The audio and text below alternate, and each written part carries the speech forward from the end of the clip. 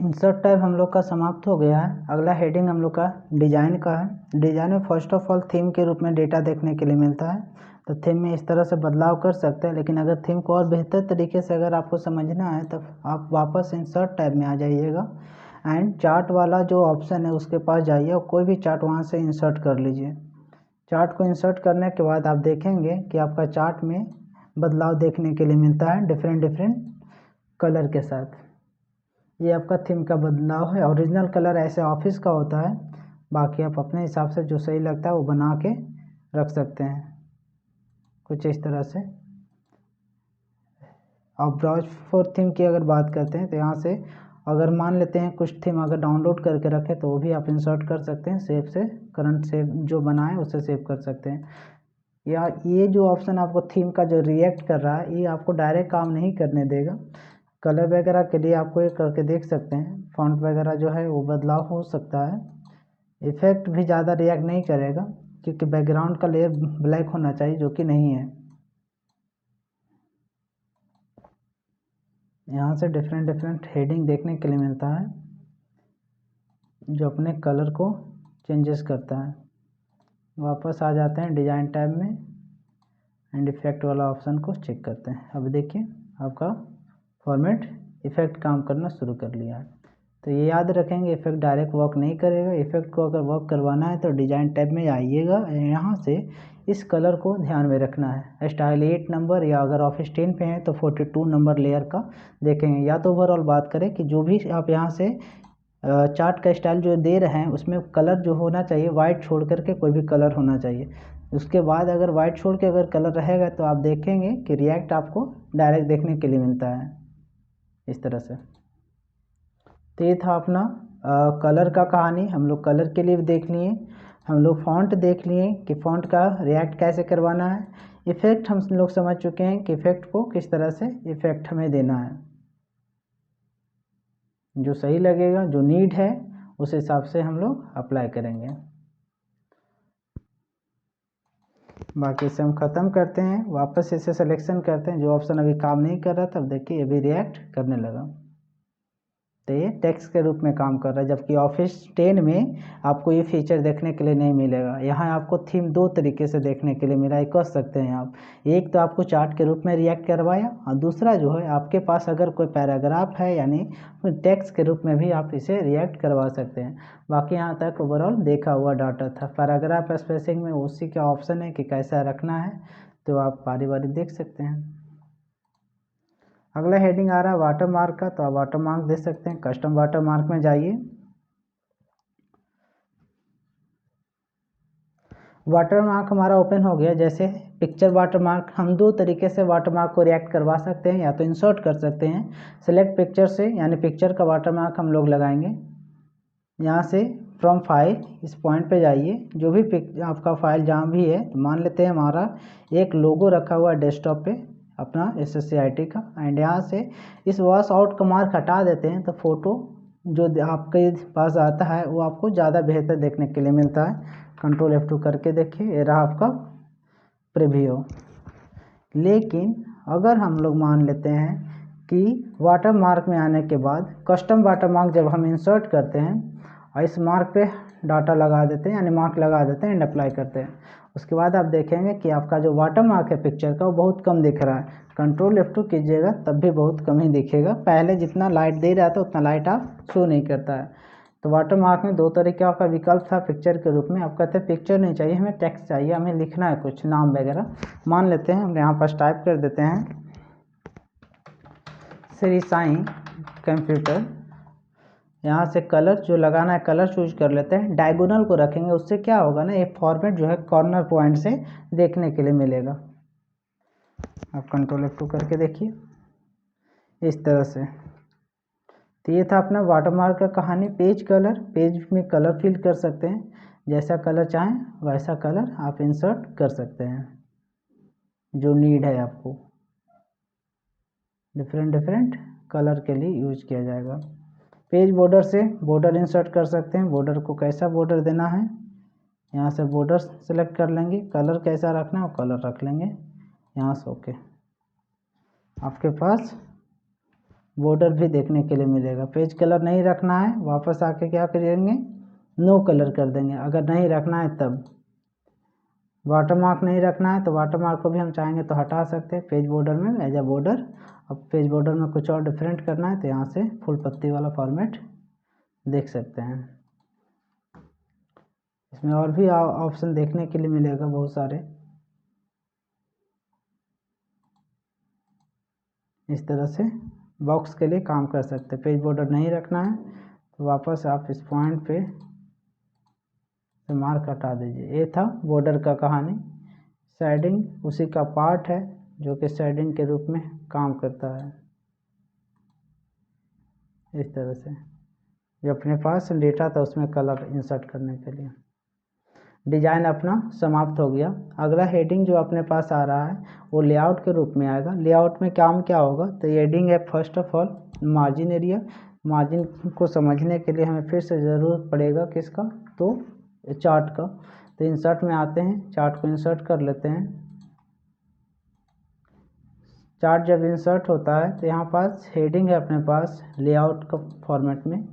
Narrow करते हैं तो चार्ट थोड़ा सा ड्रैग होता है, मॉडरेट करते हैं तो कुछ और, वाइड एंगल और मिरर एंड ऑफिस।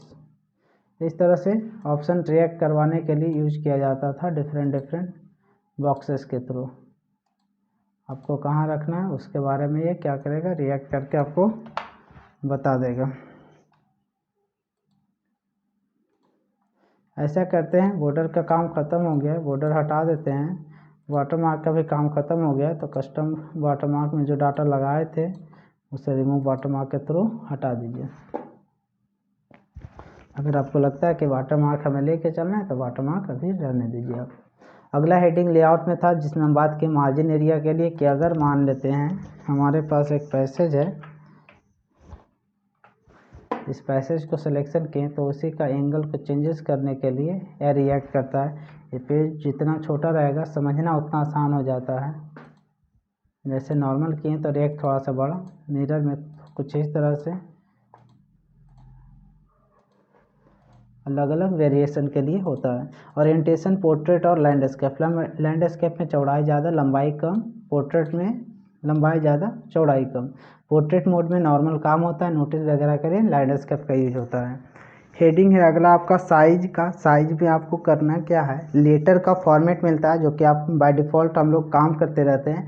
लेकिन जब बात आती है प्रिंट के लिए तो प्रिंट में हम लोग हमेशा किसको यूज करते हैं, A4 साइज सबसे ज़्यादा यूज होने वाला आपका फॉर्मेट आपको देखने के लिए मिलता है। तो यहाँ से बारी बारी वो चीज़ आप करके देख सकते हैं।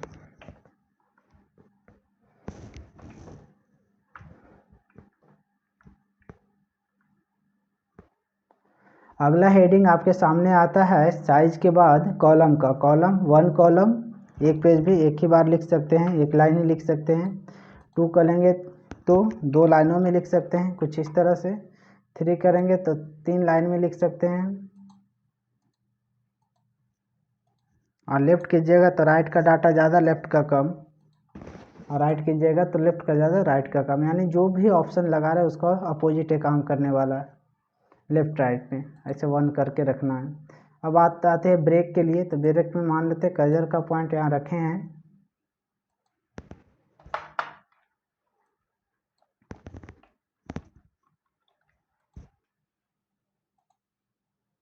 इस ब्रेक में ऑप्शन है फर्स्ट हेडिंग है आपका पेज का। पेज क्या करेगा, पेज को ब्रेक कर देगा। कंट्रोल Z से वापस, जो कि हो रहा था। कॉलम से भी आगे जाने के लिए ही होगा, यानी जहाँ कर्सर उसके आगे का मैटर सब अगले पेज पे चला जाएगा। रैपिंग का काम होता है लाइन को तोड़ने के लिए। कंट्रोल Z से वापस, नेक्स्ट पेज डायरेक्ट बता रहा है कि हम आगे लेकर के जाएंगे। कंटिन्यूअस लाइन को ड्रॉप करने के लिए यूज होता है। इवन पेज में आपको सम नंबर मिलता है, यानी सम संख्या। और पेज कीजिएगा तो विषम संख्या। फॉर्मेट को रिएक्ट करवा सकते हैं। तो ये था अपना कहानी ब्रेक में। लेकिन मेरा कहना है कि जो काम आप नॉर्मल इस ऑप्शन के थ्रू कर रहे थे, like page, column, next page का, वो काम तो नॉर्मल भी आप कर रहे थे। मान लेते हैं अभी अपने पास एक डाटा है, अगर कीबोर्ड से आप नॉर्मल इंटर कीजिएगा तो लाइन तोड़ने का काम करता है, जो काम आपको ब्रेक में रैपिंग और कंटिन्यूअस करके आपको दिया था। अगर हम लोग कंट्रोल इंटर कर देते हैं तो राइट साइड में जितना भी मैटर होगा वो क्या करेगा, अगले पेज में ट्रांसफ़र हो जाएगा। जो काम कौन कर रहा था, तो पेज, कॉलम और नेक्स्ट पेज कर रहा था।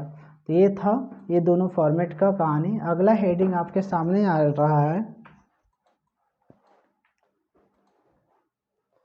Line numbers. लाइन नंबर्स में यहाँ पास नन की जगह कंटिन्यूअस कर दीजिएगा, तो आपके पास जितना भी लाइन है उसके हिसाब से डाटा बनते चला जाएगा कंटिन्यू। अगर आपको लगता है रीस्टार्ट ईच पेज करना तो भी कर सकते हैं, हर एक नया पेज 1 से स्टार्ट होगा और रीस्टार्ट ईच सेक्शन में फॉर्मेट नॉर्मल हो जाएगा, यानी जैसे सीरियल नंबर चल रहा है उस हिसाब से। मान लेते हैं कि एक नाम लिख लिए राम, उस नाम में 4 वो ऑप्शन प्रोवाइड करना, तब उस कंडीशन में क्या करेंगे, यहाँ एक ऑप्शन मिलेगा सप्रेस फॉर करंट पैराग्राफ, इस पॉइंट पे जाइए और यहाँ से heading number 1, heading number 2, heading number 3, heading number 4, 4 option देने के बाद उस पैराग्राफ का मार्क हटा दीजिए। फ़ोटो आपके सामने बन करके आ जाएगा, लिस्ट आपके सामने बन करके आ जाएगा कुछ इस तरह से। राम का 4 दोस्त का नाम मेंशन हम किए हैं। क्लियर है? आगे बढ़ते हैं तो अगला हेडिंग आता है line number option. Main setting है तो इसमें कोई बदलाव करने की ज़रूरत नहीं है। हेडिंग बनता है हाइफनेशन का। हाइफन का काम क्या होगा वो समझ लेते हैं।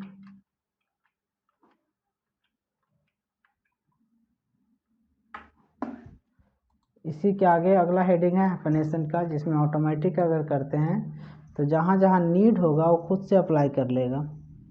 अभी वैसा कुछ इसे नीड नहीं है इसलिए नहीं अप्लाई नहीं कर रहा। अगर मैनुअल करेंगे तो मैसेज देगा हाइफनेशन इज कंप्लीटेड बता रहा है, यानी कहीं भी कोई भी डाटा कट नहीं हो रहा है, तो उस कंडीशन में काम नहीं करेगा। इंडेंट लेफ़्ट क्लिक करेंगे तो डाटा लेफ़्ट साइड से राइट साइड, राइट क्लिक करेंगे तो राइट साइड से डाटा लेफ़्ट साइड। इसके बाद स्पेसिंग में आता है बिफोर और आफ्टर, तो बिफोर लाइन स्टार्ट होता है आपका इस तरह से, आफ्टर लाइन एंड होता है। मान लेता लाइन एंड अपना यहाँ पास हो रहा है।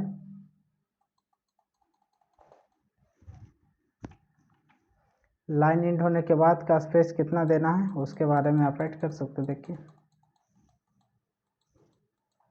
ठीक है, ये था आपका इंडेंट और स्पेसिंग का कहानी। सीधा याद रखेंगे जो इंडेंट है वो किसके लिए काम कर रहा है, तो वो जो डाटा काम कर रहा है लेफ़्ट से राइट, यानी असेंडिंग और डिसेंडिंग ऑर्डर, इंक्रीज ऑर्डर और डिक्रीज ऑर्डर। अगर मान लेते हैं यहाँ से डाटा जो इंडेंट है वो अगर हम करते हैं तो लेफ़्ट से राइट की ओर जाएगा, और डिक्रीज जब अगर करते हैं उसी को बॉटम करते हैं तो वापस आने का काम करता है। बाकी position, wrap, forward, backward, selection, pin, align, group और रोटेशन में कोई डाउट नहीं होना चाहिए। ये सारा चीज़ हम लोग पढ़ चुके थे इंसर्ट टैब के शेप वाले ऑप्शन में। अगर नहीं पढ़े तो आप उसे देख लेंगे।